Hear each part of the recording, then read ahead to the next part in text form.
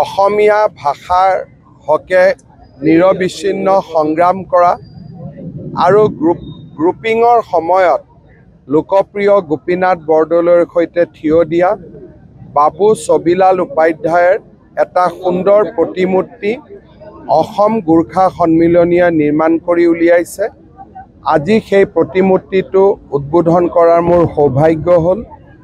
বাবু ছবিলাল উপাধ্যায়ৰ জীৱন অসমৰ নৱ প্ৰজন্মৰ বাবে সদায়ে প্ৰেৰণাৰ স্ৰোত হৈ থাকিব।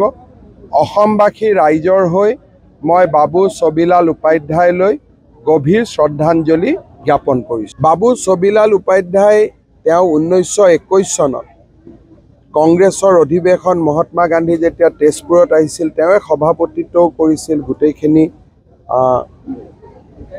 ব্যৱস্থাৰ লগত নিবিড়ভাৱে জড়িত আছিল। মহাত্মা গান্ধীৰ অতি প্ৰিয় আছিল তেখেতৰ জীৱন পৰিক্ৰমা আমাৰ বাবে এটা প্ৰেৰণাৰ স্ৰোত। অসমীয়া ভাষাৰ হকে নিৰবিচ্ছিন্ন সংগ্ৰাম কৰা আৰু গ্ৰুপিঙৰ সময়ত লোকপ্ৰিয় গোপীনাথ বৰদলৈৰ সৈতে থিয় দিয়া বাবু ছবিলাল উপাধ্যায়ৰ এটা সুন্দৰ প্ৰতিমূৰ্তি অসম গোৰ্খা সন্মিলনীয়ে নিৰ্মাণ কৰি উলিয়াইছে।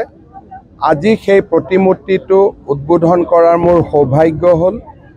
বাবু ছবিলাল উপাধ্যায়ৰ জীৱন অসমৰ নৱ প্ৰজন্মৰ বাবে সদায়ে প্ৰেৰণাৰ স্ৰোত হৈ থাকিব।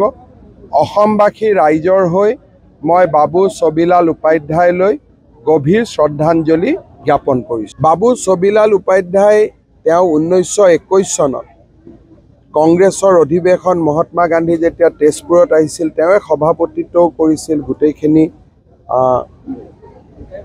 ব্যৱস্থাৰ লগত নিবিড়ভাৱে জড়িত আছিল। মহাত্মা গান্ধীৰ অতি প্ৰিয় আছিল তেখেতৰ জীৱন পৰিক্ৰমা আমাৰ বাবে এটা প্ৰেৰণাৰ স্ৰোত।